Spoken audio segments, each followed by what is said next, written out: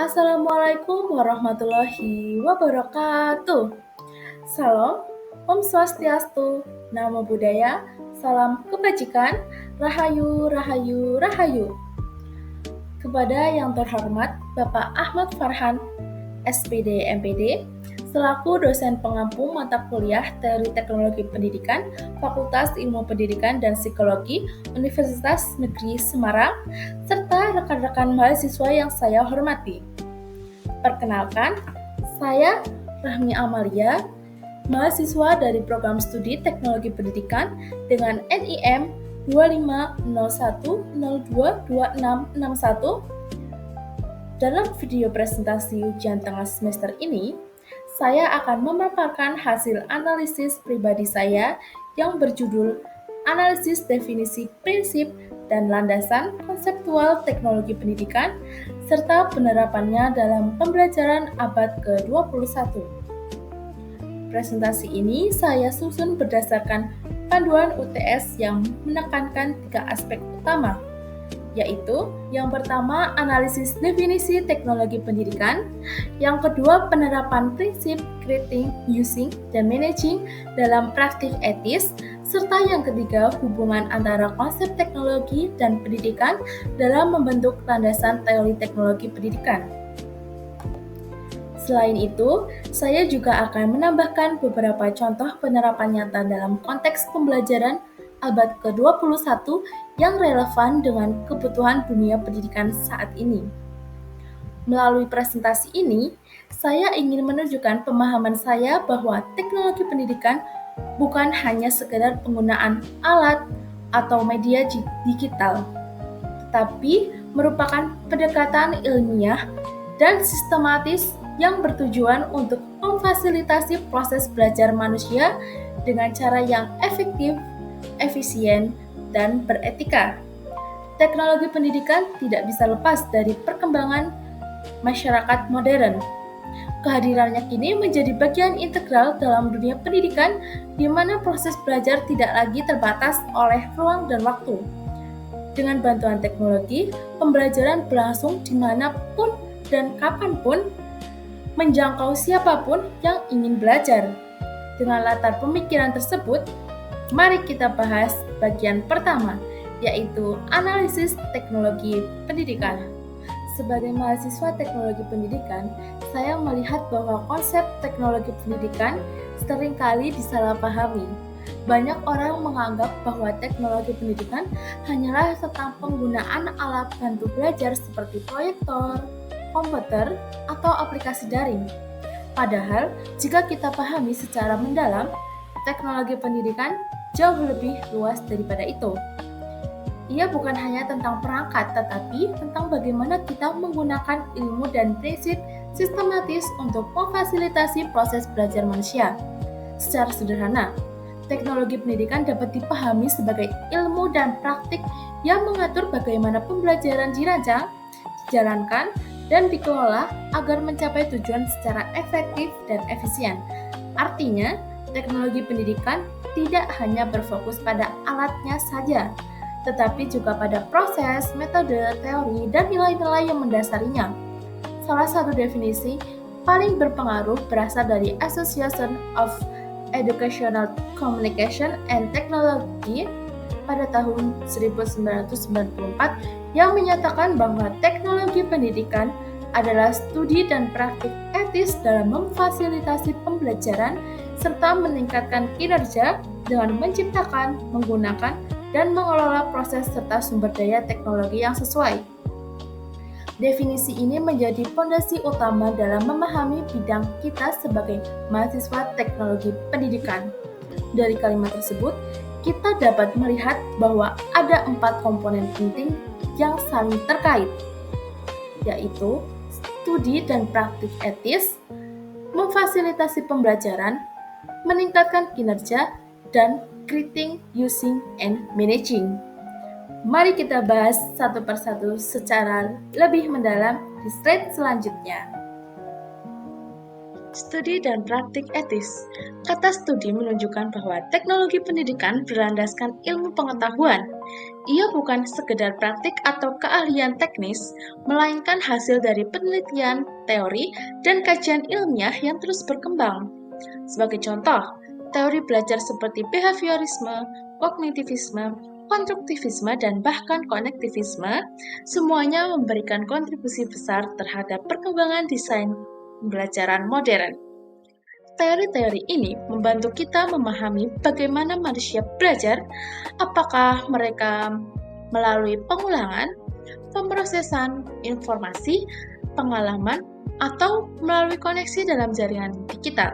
Sementara itu, kata praktik etis menekankan bahwa semua penerapan teknologi dalam pendidikan harus dilandasi nilai moral. Etika ini mencakup kejujuran akademik, tanggung jawab terhadap hak cipta, serta sikap menghormati privasi dan keberagaman peserta didik. Sebagai mahasiswa, saya memandang ini sebagai hal yang penting sebab di era digital seperti sekarang, pelanggaran etika seperti patriotisme atau penyalahgunaan data pribadi bisa sangat mudah terjadi jika kita tidak berhati-hati. Maka seorang praktisi teknologi pendidikan harus mampu menggabungkan pengetahuan ilmiah dengan kesadaran moral sehingga teknologi yang digunakan tidak sekedar bermanfaat secara teknis tetapi juga bermakna secara manusiawi. Nah, selanjutnya ada bagian penting dari definisi itu, yaitu memfasilitasi pembelajaran. Istilah ini menegaskan bahwa teknologi pendidikan bukan untuk menggantikan guru, tetapi untuk mendukung proses pembelajaran agar lebih efektif dan menarik. Sebagai contoh, dalam pembelajaran matematika di SMA, guru dapat memanfaatkan aplikasi simulasi seperti GeoGebra untuk membantu siswa memahami konsep geometri secara visual. Teknologi berperan sebagai fasilitator atau jembatan yang menghubungkan peserta didik dengan pengalaman belajar yang lebih kaya. Memfasilitasi pembelajaran bukan hanya tentang memberikan alat, tetapi juga tentang menciptakan suasana belajar yang mendukung rasa ingin tahu dan semangat eksplorasi peserta didik. Misalnya, dengan memanfaatkan learning management system seperti Google Classroom, guru bisa menyediakan ruang belajar yang fleksibel, tempat siswa bisa berdiskusi, mengunggah tugas, dan belajar kapan saja. Dengan demikian, pembelajaran tidak lagi terbatas oleh waktu dan tempat. Nah, bagian ketiga dari definisi ini adalah meningkatkan kinerja. Keberhasilan teknologi pendidikan tidak hanya diukur dari hasil akademik, tetapi juga dari peningkatan keterampilan dan kompetensi nyata yang dimiliki oleh peserta didik. Misalnya, melalui pembelajaran berbasis proyek yang memanfaatkan teknologi, siswa tidak hanya mempelajari teori tetapi juga berlatih bekerja sama, berkomunikasi, berpikir kritis, dan menyelesaikan masalah nyata. Keterampilan ini dikenal sebagai kompetensi abad ke-21 yang menjadi kebutuhan utama di dunia modern saat ini. Dalam konteks pendidikan tinggi, penggunaan learning management system juga meningkatkan kinerja mahasiswa dalam hal kemandirian belajar dan kemampuan mengelola waktu. Semua ini memperlihatkan bahwa teknologi pendidikan berperan penting dalam menumbuhkan tanggung jawab dan profesionalisme belajar. Bahkan dalam dunia kerja, konsep meningkatkan kinerja juga relevan. Banyak organisasi kini menerapkan e-learning dan digital training untuk melatih karyawan mereka. Dengan teknologi, proses pelatihan bisa dilakukan lebih cepat, efisien, dan menjangkau lebih banyak orang tanpa batasan geografis. Hal ini membuktikan bahwa teknologi pendidikan tidak hanya terbatas di ruang kelas, tetapi menjadi bagian dari sistem pembelajaran sepanjang hayat. Nah, bagian yang keempat ini, ketiga istilah creating, using, dan managing merupakan inti dari seluruh proses teknologi pendidikan. Ketiganya menunjukkan bahwa teknologi pendidikan adalah bidang yang bersifat menyeluruh, mencakup seluruh tahapan dari perencanaan hingga evaluasi pembelajaran. Sebagai contoh, seorang guru ketika merancang pembelajaran akan melalui 3 langkah ini secara berurutan. Yang pertama yaitu creating, yaitu merancang strategi dan media pembelajaran sesuai kebutuhan peserta didik. Yang kedua, using, yaitu menggunakan media dan teknologi yang sudah tersedia secara efektif untuk memfasilitasi pembelajaran. Nah, yang ketiga ada managing, yaitu mengelola seluruh proses, memantau kemajuan, dan mengevaluasi hasil pembelajaran. Jika salah satu ini tidak diperhatikan, maka pembelajaran tidak akan berjalan optimal. Misalnya, jika guru hanya menggunakan media tanpa merancang perancangan yang matang atau keriting, pembelajaran akan kehilangan arah. Atau jika proses tidak dikelola dengan baik, yaitu managing, maka kegiatan belajar bisa tidak terpantau dan hasilnya tidak dapat diukur secara objektif. Dengan demikian, ketiga prinsip ini harus selalu berjalan seimbang sebagai fondasi dari setiap kegiatan pembelajaran berbasis teknologi. Setelah sebelumnya saya menjelaskan tentang definisi dan hakikat teknologi pendidikan, pada bagian ini saya akan membahas secara lebih mendalam mengenai penerapan prinsip creating, using, dan managing dalam praktik etis teknologi pendidikan. Prinsip pertama adalah creating, yaitu kemampuan untuk menciptakan, merancang, atau mengembangkan sistem pembelajaran yang sesuai dengan kebutuhan peserta didik. Dalam konteks teknologi pendidikan, creating tidak selalu berarti menciptakan alat baru atau aplikasi canggih. Lebih dari itu, ia berarti merancang pembelajaran dengan pendekatan ilmiah, yaitu melalui analisis kebutuhan, penentuan tujuan, pemilihan media, hingga evaluasi hasil belajar. Nah, prinsip yang kedua adalah using, yaitu kemampuan memanfaatkan berbagai bentuk teknologi untuk mendukung proses belajar mengajar. Di tahap ini, pendidik berperan sebagai fasilitator yang mampu memilih, menyesuaikan, dan menggunakan teknologi yang sesuai konteks pembelajaran. Artinya, tidak semua teknologi cocok untuk semua situasi. Keahlian seorang praktisi teknologi pendidikan terlihat dari kemampuannya memilih teknologi yang paling relevan untuk mencapai tujuan belajar. Sebagai contoh, dalam pembelajaran daring, dosen dapat menggunakan learning management system seperti Google Classroom dan Sikadu untuk mengatur materi tugas dan komunikasi dengan mahasiswa. LMS membantu menciptakan ruang belajar virtual yang terstruktur dan efisien. Dalam konteks pembelajaran abad ke-21, penggunaan teknologi tidak hanya berfungsi sebagai media bantu, tetapi juga sebagai alat kolaborasi dan komunikasi digital. Misalnya, siswa dapat bekerja sama dengan teman dari sekolah lain menggunakan Google Doc atau Paddle sebagai ide dan mempresentasikannya hasil proyek secara daring. Kegiatan seperti ini menumbuhkan kemampuan 4C, yaitu critical thinking, creativity, collaboration, dan communication, yang menjadi kompetensi utama di era sekarang. Namun, dalam tahap using, aspek etika juga tidak boleh diabaikan. Kita harus berhati-hati dalam mengelola data peserta didik, tidak menyebarkan informasi pribadi, dan tidak menggunakan teknologi untuk hal yang tidak sesuai tujuan pendidikan.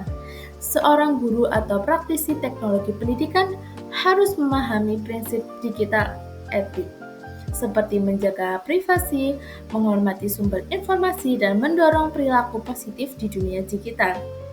Oleh karena itu, pendidik juga harus menjadi teladan digital yang tidak hanya mengajarkan keterampilan teknis, tetapi juga menanamkan nilai-nilai tanggung jawab dan empati dalam dunia maya.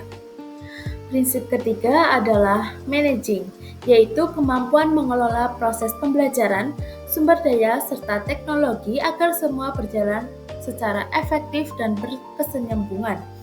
Dalam praktiknya, managing mencakup banyak hal mulai dari perencanaan jadwal, pengaturan materi, pelaksanaan kegiatan, hingga evaluasi hasil pembelajaran. Contohnya, dosen atau guru dapat menggunakan fitur analisis dalam Google Classroom untuk memantau keaktifan siswa, mengevaluasi hasil tugas, dan menentukan tindak lanjut bagi yang belum mencapai target belajar. Di tingkat sekolah, manajemen teknologi juga mencakup hal-hal seperti pemeliharaan perangkat, penyusunan kebijakan penggunaan internet, hingga pelatihan guru dalam penggunaan media digital. Artinya, managing tidak hanya dilakukan oleh individu, tetapi juga oleh lembaga pendidikan secara sistematis. Oleh karena itu, managing juga berarti mampu mengantisipasi tantangan dan risiko penggunaan teknologi. Dalam konteks etika, managing juga berarti memastikan bahwa penggunaan teknologi tidak menimbulkan ketimpangan. Semua peserta didik harus memiliki kesempatan yang sama untuk mengakses pembelajaran. Sekolah dan pemerintah perlu berperan dalam menyediakan fasilitas, pelatihan, dan kebijakan yang mendukung kesetaraan digital. Mengelola pembelajaran berarti juga mengelola dampak teknologi terhadap manusia, dengan memastikan bahwa kemajuan teknologi tidak menjauhkan, tetapi justru mendekatkan kita pada tujuan utama pendidikan, yaitu memanusiakan manusia. Dari ketiga prinsip tersebut, saya menyimpulkan bahwa creating, using, dan managing bukanlah tahapan yang terpisah, tetapi saling melengkapi. Creating adalah awal dari proses berpikir kreatif dan sistematif. Using adalah tahap implementasi nyata dalam kelas atau lingkungan belajar, dan managing adalah proses pengawasan, penyesuaian, dan perbaikan berkelanjutan. Ketika-ketiganya dijalankan dengan landasan etika, maka teknologi pendidikan dapat berfungsi secara optimal sebagai alat untuk memfasilitasi pembelajaran yang berkualitas dan berkeadilan. Bagi saya, pemahaman ketiga prinsip ini tidak hanya penting secara teoritis, tetapi juga sangat relevan dalam kehidupan sehari-hari sebagai mahasiswa. Setiap kali saya membuat media pembelajaran, berkolaborasi secara daring, atau mempresentasikan tugas dengan bantuan teknologi, saya sebenarnya sedang menerapkan prinsip creating, using, dan managing itu sendiri. Nah, untuk selanjutnya, saya akan membahas mengenai hubungan antara konsep teknologi dan pendidikan, serta bagaimana keduanya saling melengkapi dan membentuk dasar dari disiplin ilmu teknologi pendidikan. Setelah kita memahami bagaimana prinsip creating, using, dan managing diterapkan secara etis dalam teknologi pendidikan, sekarang saya akan membahas mengenai hubungan antara konsep teknologi dan pendidikan. Bagian ini penting, karena disinilah kita melihat bagaimana dua konsep besar ini saling membentuk dasar dari disiplin teknologi pendidikan. Sebagai mahasiswa teknologi pendidikan, saya pernah merenungkan, apakah teknologi itu hanya alat dan pendidikan itu hanyalah proses belajar? Namun, setelah mempelajari teori-teori dasar dalam mata kuliah ini, saya memahami bahwa keduanya memiliki hubungan yang sangat erat dan tidak dapat dipisahkan. Teknologi pada dasarnya adalah penerapan pengetahuan ilmiah untuk memecahkan masalah praktis manusia. Teknologi sebagai sarana pendidikan berfungsi sebagai sarana untuk mempermudah proses pembelajaran, memperluas akses informasi, dan meningkatkan efektivitas dan efisiensi belajar. Sebagai contoh, teknologi memungkinkan kita untuk belajar tanpa batas ruang dan waktu. Melalui learning management system seperti Google Classroom atau Canvas, dosen dapat memberikan materi kuliah secara daring dan mahasiswa dapat mengaksesnya kapanpun dan dimanapun. Hal ini sangat membantu mahasiswa, terutama mahasiswa yang memiliki keterbatasan jarak dan waktu, karena pendidikan kini bisa diakses hanya melalui perangkat digital. Selain itu, penggunaan media interaktif seperti video, animasi, simulasi, dan IR menjadikan pembelajaran sebagai lebih menarik dan bermakna.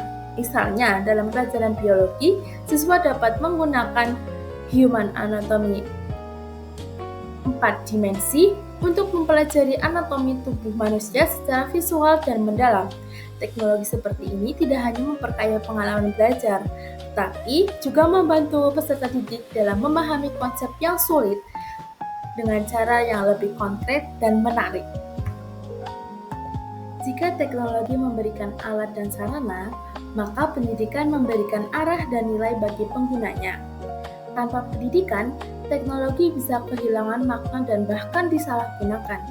Sebagai contoh, media sosial dapat menjadi sumber belajar yang luar biasa, Banyak guru dan mahasiswa yang memanfaatkan platform seperti YouTube Education, TikTok Edu, atau Instagram Learning untuk berbagai pengetahuan.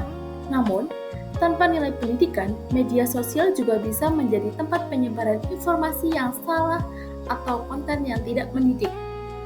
Inilah mengapa pendidikan memegang peranan penting dalam memberikan panduan moral dan etika terhadap penggunaan teknologi. Pendidikan membantu kita membedakan mana yang pantas dan bermanfaat untuk proses belajar, serta bagaimana teknologi bisa digunakan untuk membangun karakter, bukan hanya kecerdasan intelektual saja. Dalam konteks abad ke-21, integrasi teknologi dan pendidikan menjadi sangat penting.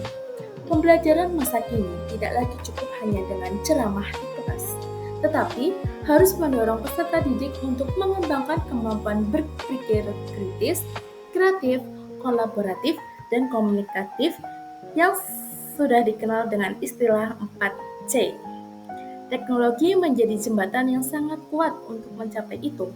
Sebagai contoh, guru dapat menggunakan model pembelajaran PBL, yaitu Project Based Learning, yang berbasis teknologi digital. Siswa bisa menggunakan Google Workspace atau berkolaborasi Canva untuk membuat presentasi proyek, dan YouTube untuk mempublikasikan hasil karya mereka, seperti yang saya lakukan saat ini. Melalui kegiatan seperti ini, siswa belajar memecahkan masalah nyata, bekerja dalam tim, dan mengekspresikan ide kreatif mereka. Contoh lain, yaitu penerapan AI atau Artificial Intelligence dalam pendidikan. Beberapa aplikasi pembelajaran seperti Duolingo atau Khan Academy kini menggunakan kecerdasan buatan untuk menyesuaikan materi sesuai kemampuan belajar pengguna. Teknologi seperti ini membantu proses belajar menjadi lebih personal dan adaptif. Namun, tantangan terbesar dalam integrasi teknologi dan pendidikan adalah bagaimana menjaga nilai kemanusiaan di dalamnya. Pembelajaran yang terlalu bergantung pada teknologi dapat menurunkan interaksi sosial, empati, dan nilai moral. Karena itu, pendidik perlu terus menyeimbangkan penggunaan teknologi dan pendekatan humanistik dengan memastikan bahwa teknologi digunakan untuk memanusiakan pendidikan, bukan sebaliknya.